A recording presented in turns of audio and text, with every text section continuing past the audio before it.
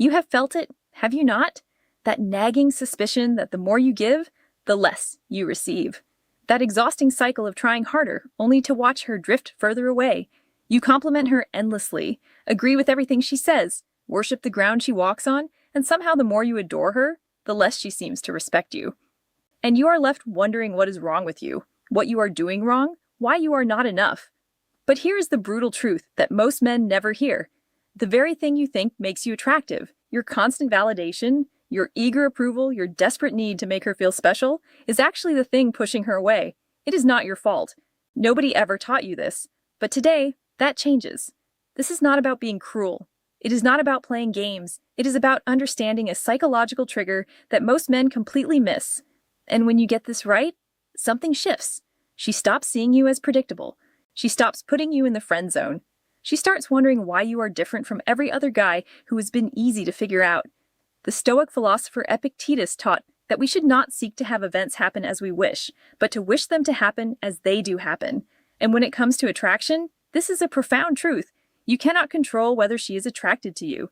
You cannot control whether she gives you her approval, but you can control how you show up, whether you are grounded in your own worth, whether you are a man who does not need her validation to feel complete.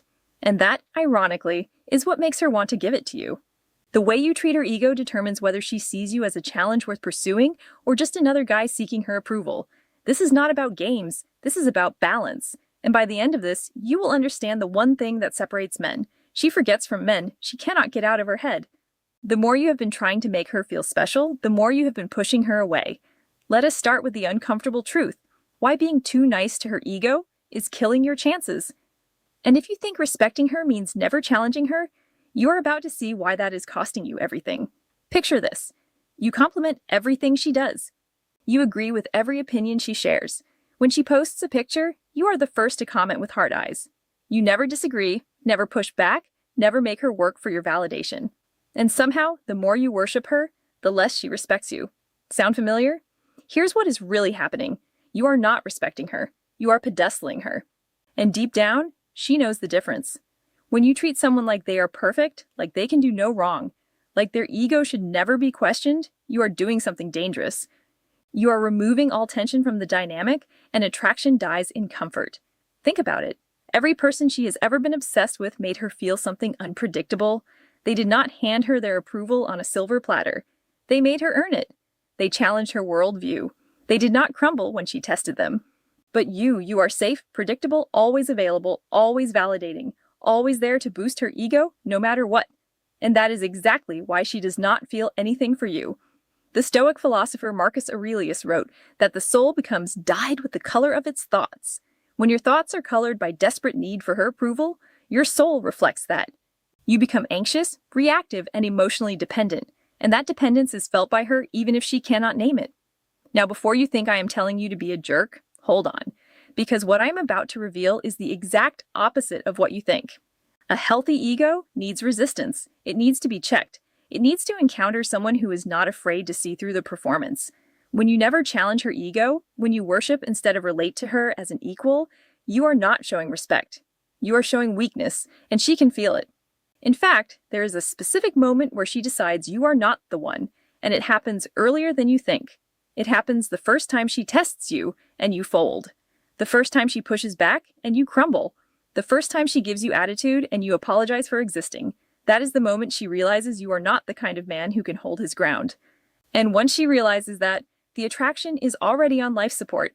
The philosopher Seneca wrote that we should not be ashamed to learn what we do not know.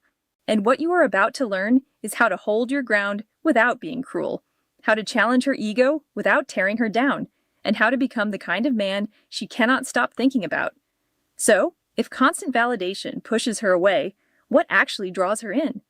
That is where the real psychology begins. Here is the first principle, and it goes against everything you have been taught. Stop agreeing with everything she says. Not to be difficult, not to argue for the sake of it, but because you actually have your own thoughts, your own standards, your own perspective.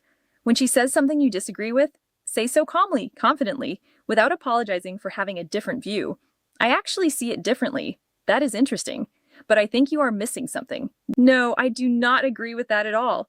This does something powerful. It shows her you are not performing for her approval.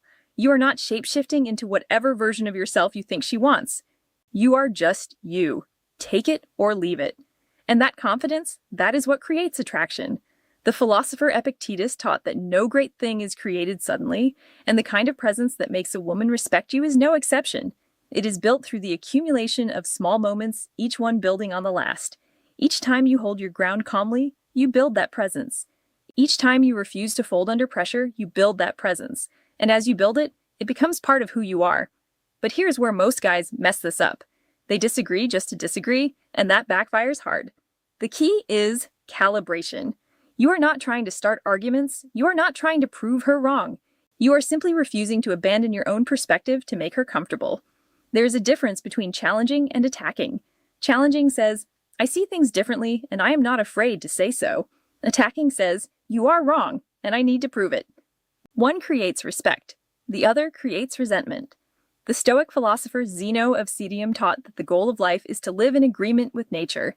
And it is human nature to be drawn to those who are grounded, who are not grasping for approval. When you hold your ground calmly, you are living in agreement with that nature. You are not fighting against your own instincts. You are honoring them. Next, do not always be impressed. She tells you about some achievement, some accomplishment, something she is clearly proud of. And instead of falling over yourself with praise, you acknowledge it and move on. That is cool. What is next for you? Not cold, not dismissive, just unbothered. Because impressive people do not get overly impressed by others. They recognize value without worshiping it. This recalibrates her entire perception of you. Suddenly, you are not like the other guys who treat her like a celebrity. You are someone operating on the same level.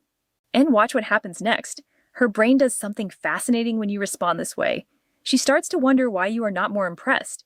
She starts to question whether she needs to work harder to earn your admiration. She starts to see you as someone whose approval is not guaranteed. And that is when attraction begins to build. The philosopher Cleanthes, who succeeded Zeno as the head of the Stoic school, wrote that the fates guide the willing, but drag the unwilling. When you are willing to hold your ground, you are guided toward respect. When you are unwilling, when you fold under pressure, you are dragged into irrelevance. Playfully call out her behavior. When she is being dramatic, do not validate the drama. Smile and say, you are being extra right now. When she is fishing for compliments, do not take the bait. Say, you already know you look good. Why do you need me to tell you?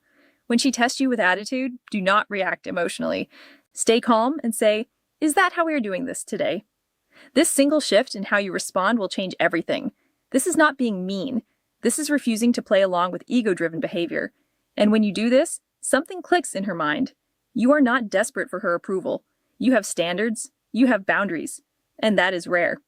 The philosopher Seneca wrote that nothing is as destructive to inner peace as depending on what is not within our control. When you stop depending on her approval, you stop being controlled by her moods. You become free. And that freedom is what makes you magnetic. Here's another layer. Create space when she expects attention. She sends you a selfie clearly looking for validation. Do not respond immediately with the desperation she is expecting. Wait. Reply later with something neutral or even skip it entirely. She posts something online. Do not be the first one there. Do not always be available to boost her ego in public. Why? Because when your validation is not guaranteed, it becomes valuable. She starts wondering why you are not reacting the way everyone else does. And that question marks the beginning of intrigue.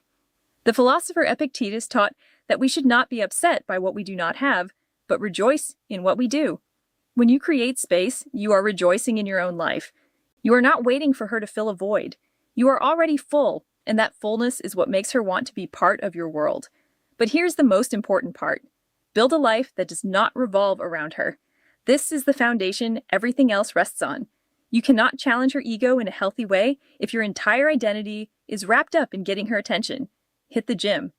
Build your career. Develop skills. Spend time with friends. Create moments worth sharing. When she sees you are genuinely focused on your own growth, when she realizes she is not the center of your universe, her ego takes a hit. But not in a destructive way, in a way that makes her rethink her position. She thought she had you figured out. She thought you would always be there waiting, validating, chasing, and now you're not. And this is the exact moment everything flips. She goes from being the prize to wanting to be your prize. That disrupts her entire mental model of who you are. The philosopher Marcus Aurelius wrote that we should waste no time arguing about what a good man should be. Be one.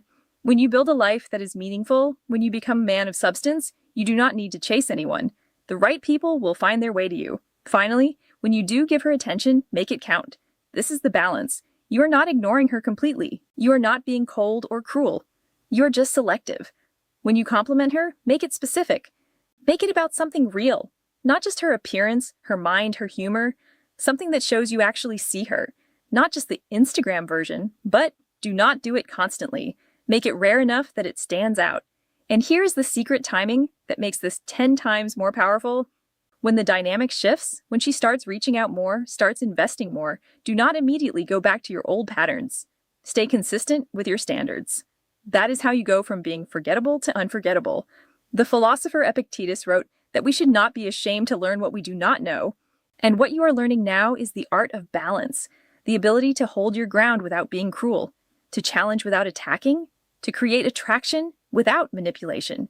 The real point of all this is self-respect. It is refusing to shrink yourself to make someone else feel superior. It is treating her like an equal, not a goddess. It is understanding that real attraction comes from mutual respect, not one-sided worship. And if you have been doing the opposite until now, do not worry. You can turn this around. Even if you have already messed up, when you challenge her ego in healthy ways, you are not tearing her down. You are inviting her to rise up and meet you at your level. You are showing her what it is like to be with a man who has his own identity, his own standards, his own life. A man who does not need her validation to feel whole. And ironically, that is exactly what makes her want to be part of your world. The guys who understand this never chase. They choose, and they are the ones she thinks about at night. So stop pedestaling. Stop seeking approval. Stop treating her ego like it is fragile. Treat her like a human being. Challenge her when it is needed. Stand your ground. Live your life, and watch what happens when you stop and start choosing yourself. Because here's the truth nobody talks about. The moment you stop needing her is the moment she starts needing you. The Stoic philosopher Epictetus taught that no man is free who is not master of himself. When you master your own need for approval, you are truly free. You are free from the anxiety of wondering whether she likes you. You are free from the desperation that comes with chasing validation, and that freedom is what makes you irresistible. Not because you are trying to be, but because you have stopped trying to be anything other than yourself. If this hit different, drop a comment with the word respect so I know you are ready to level up, and hit that subscribe button because we are just getting started. Seriously, if you made it this far, you are already ahead of 90% of guys out there. The philosopher Seneca wrote that the greatest cure for the mind is trust in the one who is advising. When you trust your own judgment, when you trust your own worth, you do not need to look outside yourself for validation. You respond from within, and that inner trust is what makes you unshakable. Stay grounded, stay present, and I will see you right here in the next one.